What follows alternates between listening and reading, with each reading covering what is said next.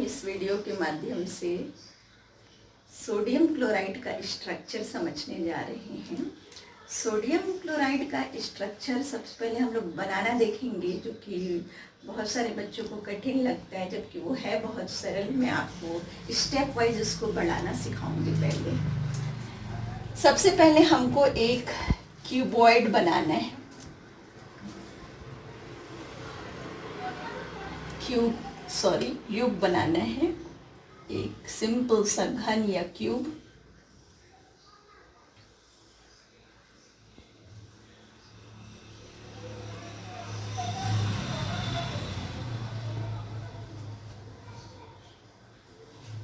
ये क्यूब बन गया।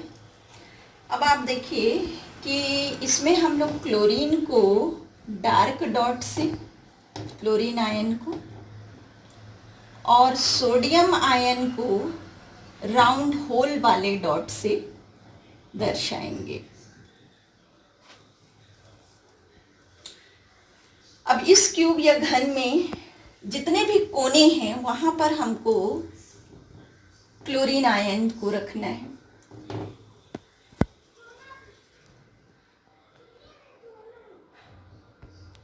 आठों कोने पे 8 क्लोरीन आयन। अब इन आठों कोनों के बीच में हमको एक एक सोडियम आयन रखते जाना है।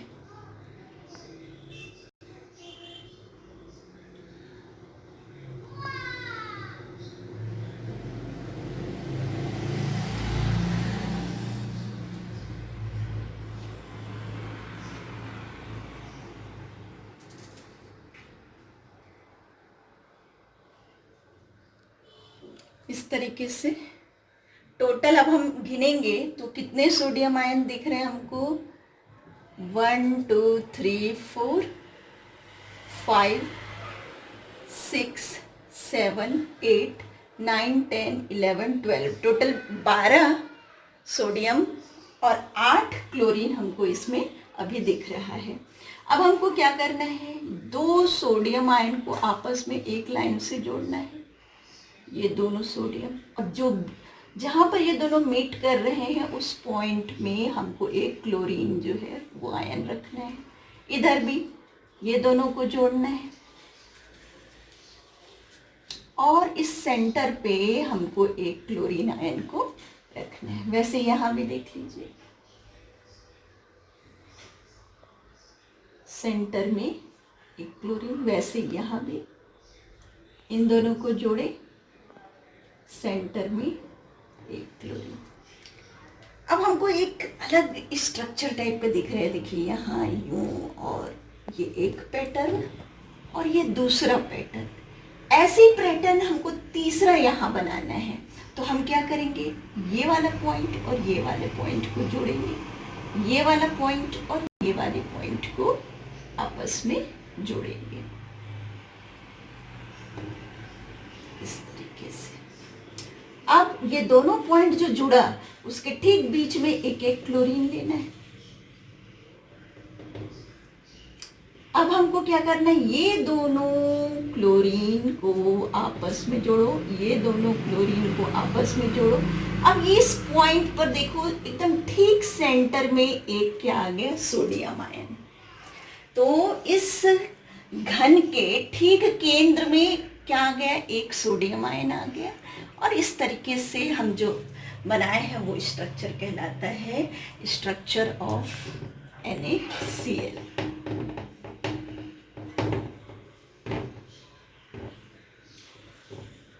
अब इस स्ट्रक्चर को जब हम देखेंगे तो इसमें क्या क्या चीज है उसको हम लोग पॉइंट वाइज देखते हैं। सबसे पहले सोडियम क्लोराइड को, सोडियम क्लोराइड सॉल्ट को रॉक सॉल्ट भी कहा जाता है। दूसरा, सोडियम क्लोराइड के क्रिस्टल के घन में हम लोग जब देखते हैं तो क्लोरीन आयन घन के कोनों पर स्थित होता है और सोडियम आयन जो होता है वो अष्टफलकीय रिक्ति पर उपस्थित होता है।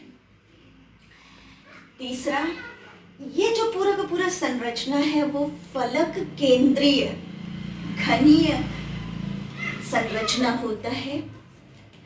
चौथा कि इस फलक केंद्रीय घनीय संरचना में जब हम त्रिज्या अनुपात की गणना करते हैं तो त्रिज्या अनुपात का मान जो है वो 0.525 आता है, जो कि अष्टफलकीय रिक्ति को प्रदर्शित करता है।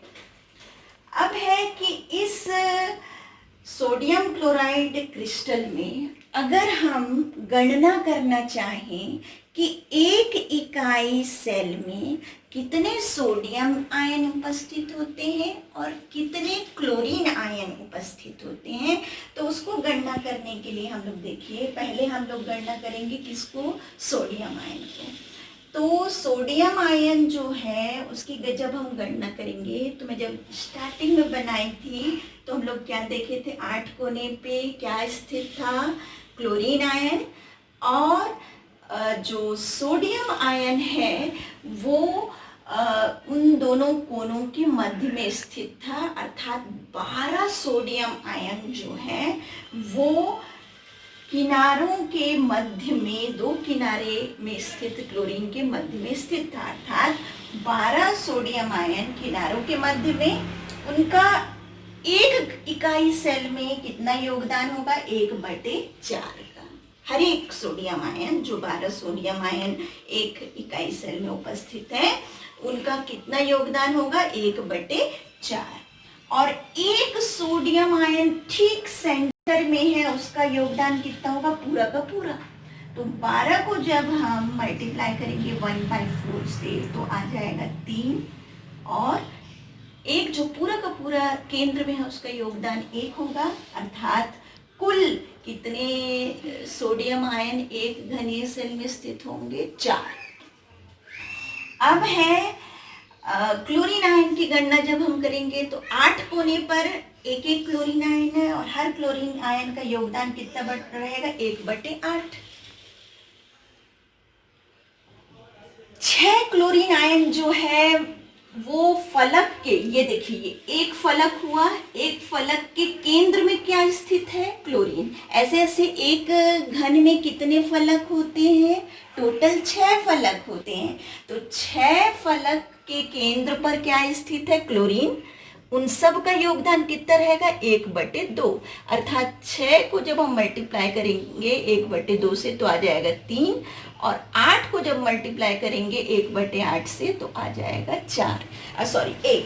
तो 3 + 1 कितना हो गया, 4। तो अर्थात एक इकाई सेल में क्लोरीन का योगदान कितना रहेगा, कितने क्लोरीन आयन उपस्थित रहेंगे, 4, और एक इकाई सेल में जो सोडियम क्लोराइड का रहेगा उसमें कितने सोडियम आयन रहेंगे, 4।